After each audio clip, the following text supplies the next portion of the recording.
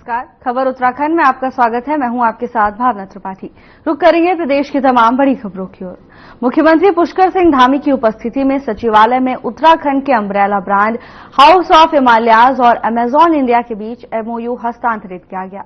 इस अवसर पर मुख्यमंत्री के अमेजॉन इंडिया के ई मार्केटिंग पोर्टल पर हाउस ऑफ हिमालयाज की विधिवत लॉन्चिंग भी की गई।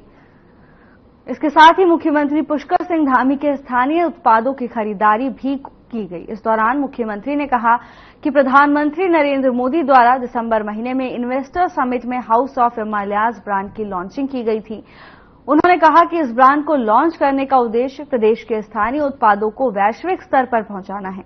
इसके साथ ही मुख्यमंत्री ने कहा कि हाउस ऑफ हिमालयाज ब्रांड में शामिल उत्पादों की प्रोसेसिंग और उत्पादन का अधिकांश कार्य स्वयं सहायता समूह के माध्यम से किया जाता है, जिससे महिला स्वयं सहायता समूहों की आजीविका को मजबूत करने के प्रयास किए जा रहे हैं।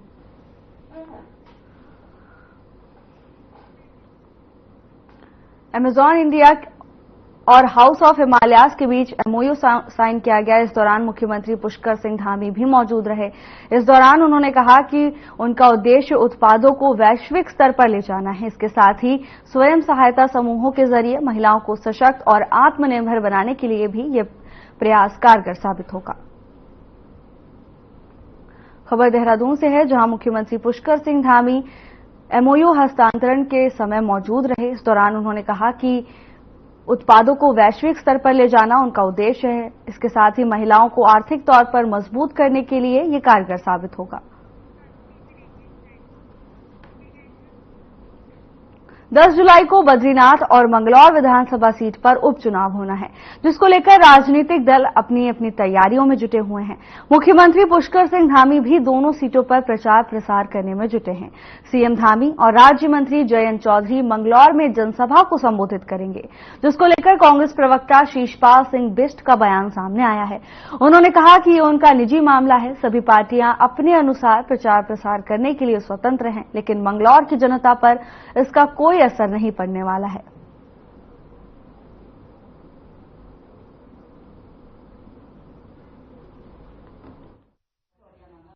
देखिए, पुष्कर सिंह धामी या जयंत चौधरी जी भाजपा के प्रत्याशी के पक्ष में मंगलौर में जनसभा करेंगे। ये उनका अंदरूनी मामला है। अपने प्रत्याशी के पक्ष में हर पार्टी को अभियान चलाने का अधिकार है, लेकिन धामी आई या जयंत चौधरी आई, मंगलौर की जनता पर कोई फर्क नहीं पड़ने वाला है, क्योंकि भाजपा अपनी पार्टी के किसी कार्यकर्ता को वहां टिकट नहीं दे पाई।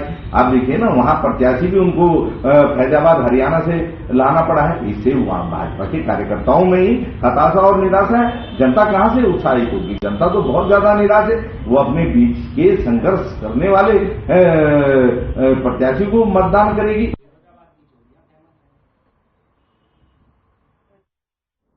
पौधे लगाने के सही समय को लेकर वन अनुसंधान केंद्र लाल कुआं के रेंजर मदर बिष्ट ने जानकारी देते हुए बताया कि वर्तमान में चल रहा मानसून सीजन पौधे लगाने का बिल्कुल सही समय है, क्योंकि इस समय पौधों को भरपूर पानी मिलता है और धरती हरी भरी हो जाती है।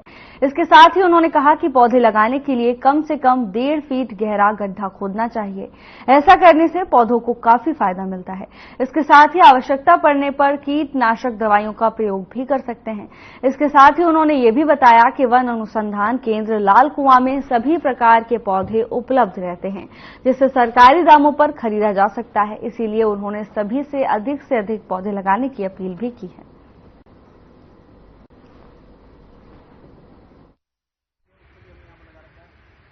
देखिए, ये इस साल मानसून हम पर काफी मेहरबान है। अच्छी वर्षा हो चुकी है, धरती काफी गीली हो चुकी है, तो इस समय पौधा लगाना सबसे बढ़िया समय ये है।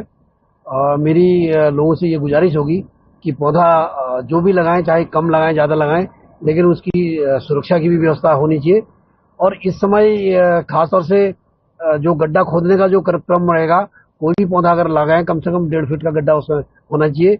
और गड्ढे में थोड़ा सा दीमक का अगर कहीं प्रकोप हो रहा है तो दीमक नाशक दवा भी प्रयोग होना चाहिए।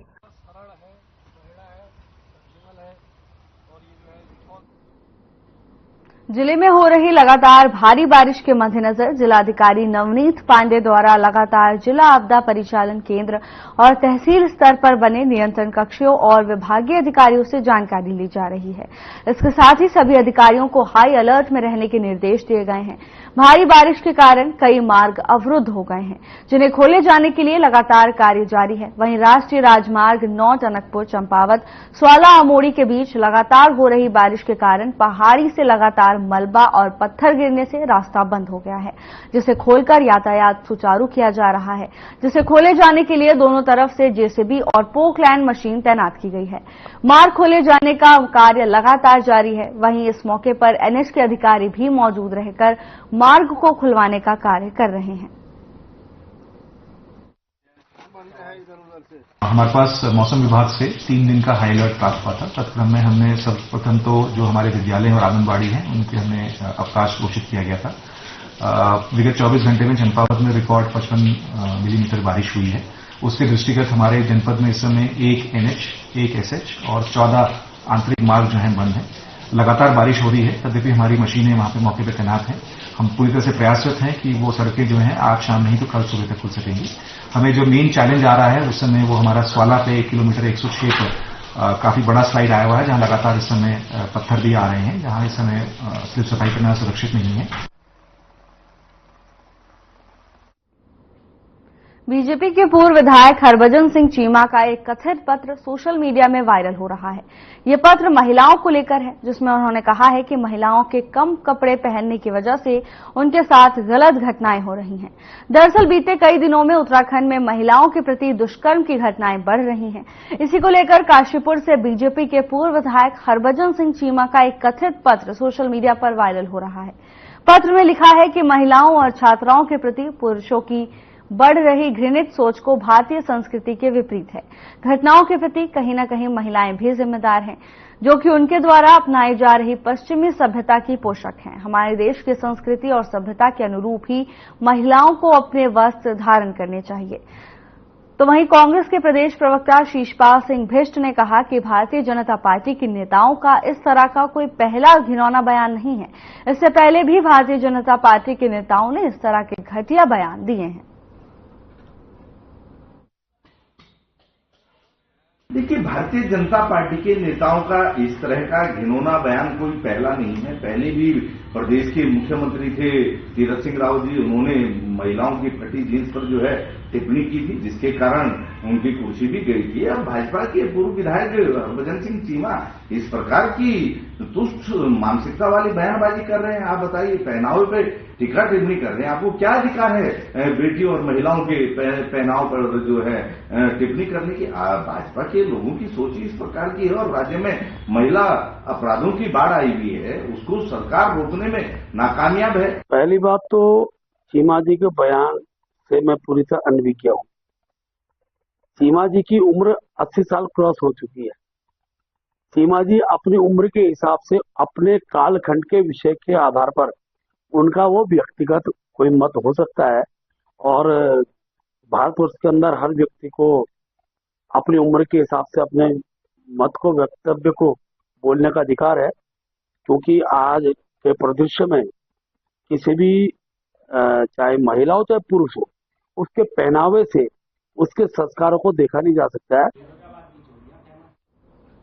इस वक्त की बड़ी खबर की ओर रुख करेंगे। उत्तराखंड के कुमाऊं मंडल में बारिश का रेड अलर्ट जारी किया है। भारी बारिश होने की आशंका जताई जा रही है। चंपावत, नैनीताल समेत अन्य जिलों में भी अलर्ट जारी किया गया है। टिहरी और हरिद्वार में भी भारी बारिश का ऑरेंज अलर्ट जारी किया गया है। मौसम वैज्ञानिकों ने खुले स्थान पर रहने की नसीहत दी है। इस वक्त की बड़ी खबर, जहां उत्तराखंड मंडल में मौसम विभाग की ओर से रेड अलर्ट जारी किया गया है। इसके साथ ही और भी कई जिलों में बारिश का अलर्ट जारी किया गया है। मौसम विभाग की ओर से पूर्वानुमान जारी किया गया है। भारी बारिश होने की आशंका जताई जा रही है। चंपावत, नैनीताल समेत अन्य जिलों में भी बारिश का अलर्ट जारी किया गया है। टिहरी और हरिद्वार में भी भारी बारिश का अलर्ट जारी किया गया है। मौसम विभाग की ओर से बारिश का रेड अलर्ट जारी किया गया है। उत्तराखंड के कुमाऊं मंडल में भारी बारिश का रेड अलर्ट जारी किया गया है। चंपावत, नैनीताल समेत अन्य जिलों में भी अलर्ट जारी किया गया है। तो वहीं टिहरी और हरिद्वार में भी भारी बारिश का अलर्ट जारी किया गया है। हल्द्वानी में मौसम विभाग के पूर्वानुमान के मुताबिक रेड अलर्ट जारी किया गया है। वहीं भारी बरसात के चलते गौला नदी का जलस्तर भी बढ़ गया है। गौला बैराज से सबसे ज्यादा पानी सिंचाई विभाग की नहरों के माध्यम से डिस्चार्ज किया जाता है, लिहाजा हल्द्वानी सहित लालकुआ के निचले इलाकों में जलभराव की स्थिति भी पैदा होगी। तो वहीं सिंचाई विभाग के अधिशासी अभियंता बीसी नैनवाल का कहना है कि भारी बारिश के चलते पानी का ओवरफ्लो इतना ज्यादा है कि सिंचाई विभाग की नहरें भी क्षतिग्रस्त हो रही हैं, जिससे जल भराव की स्थिति पैदा हो रही है। इसके साथ ही भारी बरसात के अलर्ट के चलते सिंचाई विभाग की सभी बाढ़ चौकियां और पूरा विभाग बाढ़ प्रबंधन में जुटा हुआ है। साथ ही गौला नदी में जलस्तर बढ़ने पर तत्काल तटवर्ती इलाकों में सूचित किए जाने के निर्देश दिए हैं।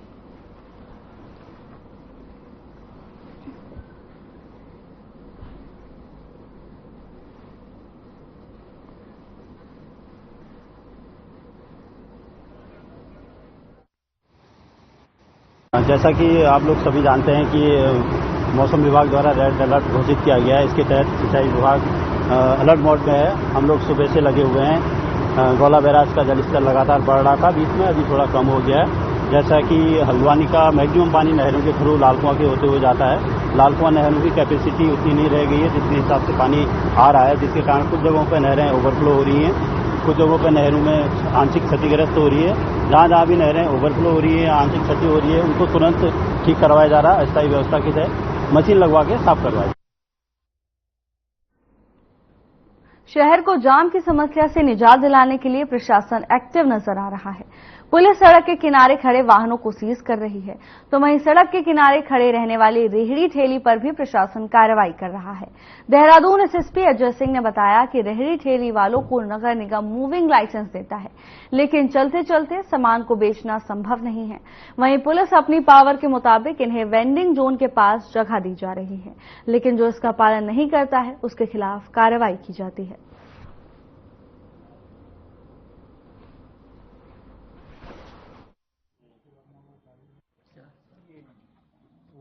देखिए, ये जो ठेली का है वो जनरली जो लाइसेंसिंग अथॉरिटी और नगर निगम है उसमें पुलिस के द्वारा किसी ठेलियों को उसका लाइसेंस चेक करना या निर्गत करना ही, तो शहर में कितनी ठेलियों की आवश्यकता है, उनका वेंडिंग जोन कहां पर होगा, ये समस्त जो है नगर निगम के परव्यू में आता है। लेकिन प्राय देखा गया जो लाइसेंस दिए जाते हैं वो मूविंग ठेलीज के भी होते हैं कि आप स्टैटिक नहीं लगाएंगे और चलते फिरते उसका लाइसेंस मिलता है। लेकिन ये आप भी समझ सकते हैं कि किसी को लाइसेंस अगर चलते फिरते लगातार कोई ठेली चलती घूमती नहीं रहेगी, वो अपने सामान को बेचने के लिए नेचुरल सी बात है कहीं किनारे लगाकर अपने उसको बेचते हैं। तो उसमें पुलिस एक्ट में जो हमारे पास पावर है, प्रावधान है जो जुर्माना करने का, सिर्फ मात्र उतना ही करते हैं। लेकिन इसमें कोशिश ये रहती है कि जो वेंडिंग जोन है वहां पर ज्यादा से ज्यादा लोगों को जगह दी जाए, जिससे कि ठेली वाले जो रजिस्ट्रेशन है वो वहां पर अपनी दुकानों को लगाए।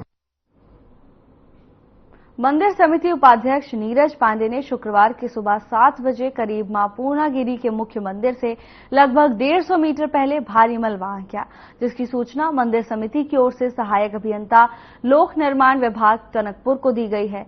लगातार बारिश होने के कारण अभी मलबा हटाए जाने का कार्य प्रारंभ नहीं किया गया है, क्योंकि लगातार मलबा आ रहा है, जिसके बाद श्रद्धालुओं के लिए मां पूर्णागिरी धाम खोल दिया गया है। फिलहाल श्रद्धालुओं की सुरक्षा को ध्यान में रखते हुए श्रद्धालुओं को काली मंदिर से वापस लौटाया गया।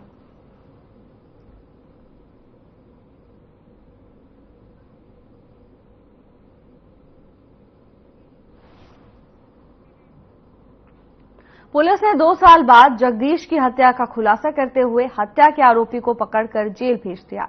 मामले का खुलासा करते हुए SSP Udham Singh Nagar doctor Manjunath TC ने बताया कि रेलवे कॉलोनी वासी जगदीश उर्फ तहरीर के आधार पर धारा 302 आईपीसी बनाम रमेश उर्फ पप्पू पुत्र किशन सिंह निवासी ग्राम गोपीपुरा काशीपुर के विरुद्ध मुकदमा दर्ज कर मामले की जांच प्रभारी निरीक्षक कुंडा विक्रम सिंह राठौर के सुपुर्द की गई।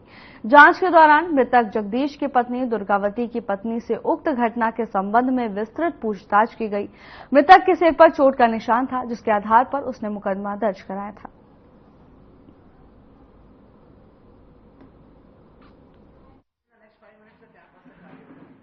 माननीय मुख्यमंत्री महोदय का निर्देश रहता है कि सभी अपराध वर्कआउट होना चाहिए, अपराध मुक्त उत्तराखंड बनाना चाहिए। इसी क्रम में माननीय डीजीपी महोदय और माननीय डीजे महोदय द्वारा निर्देश रहता है कि all crimes, heinous crimes should be worked out. तो आज बड़ा एक खुशी का दिन है कि एक पुलिसिंग में सेटिस्फैक्शन वाला दिन है कि 2 साल से पेंडिंग चल रहा था, 2 साल से ब्लाइंड था एक केस, जो हत्या का मुकदमा रजिस्टर हुआ था काशीपुर थाने में, तो जिसमें प्रतापपुर चौकी क्षेत्र के निकट जो है एक पुलिया के निकट एक बॉडी मिली थी, जिसमें मृतक हमारा जगदीश उर्फ साधु है। उसका मात्र पुलिया के पास जो बॉडी मिली थी और सर पे चोट था। 2 साल पहले एक व्यक्ति की हत्या हुई थी, जिसका खुलासा पुलिस ने कर दिया है और हत्या के आरोपी को भी गिरफ्तार कर लिया गया है। खबर काशीपुर से है, जहां पुलिस को बड़ी सफलता हाथ लगी है। पुलिस ने मर्डर की गुत्थी को सुलझा लिया है। इसके साथ ही पुलिस ने हत्या के आरोपी को भी गिरफ्तार कर लिया है। आपको बता दें कि मामला 2 साल पहले का है। मृतक की पत्नी की शिकायत के आधार पर कार्रवाई की गई। आपको बता दें कि मृतक के सिर पर चोट का निशान मिला था, जिसके बाद कार्रवाई की गई।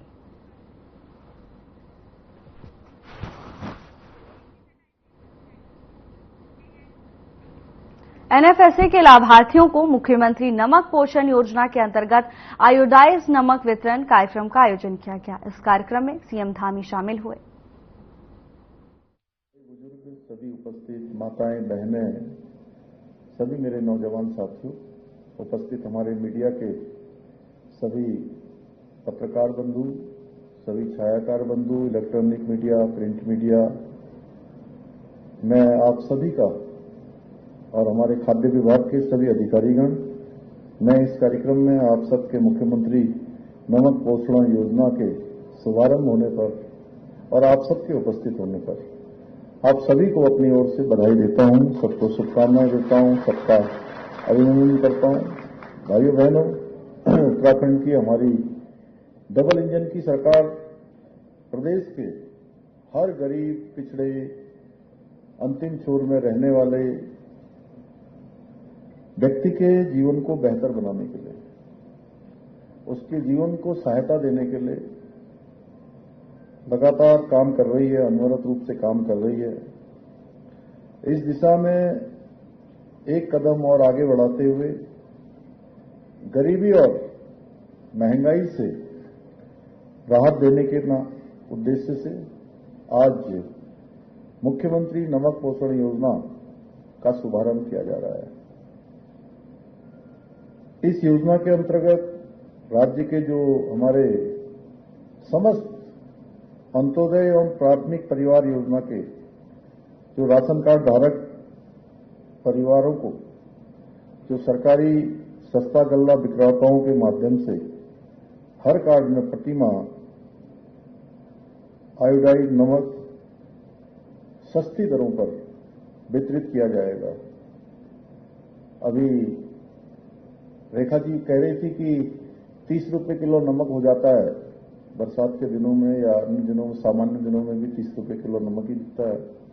लेकिन बरसात के दिनों में जहां पर रोडें जब बंद हो जाती हैं, तमाम खाद्य आपूर्ति बंद हो जाती है, उस समय इसकी कीमत इससे भी कहीं ज्यादा, दुगने से भी ज्यादा, तिगुने से भी ज्यादा हो जाती है। ऐसे समय में निश्चित रूप से ये योजना का आना, ये हमारे उन गरीब परिवारों का, उन अंत्योदय के कार्ड धारकों को निश्चित रूप से सहायता करेगी, उनके जीवन को आसान बनाएगी। और इस समय बाजार में जो नमक है वो 30 रुपए किलोग्राम की दर से प्राप्त हो रहा है। अब इस योजना के लागू होने के पश्चात राज्य के लगभग 14 लाख अंत्योदय एवं प्राथमिक परिवार योजना के राशन कार्ड धारकों को ये मात्र 8 रुपए किलोग्राम की दर पर ये आयोडाइज नमक मिलना प्रारंभ हो जाएगा।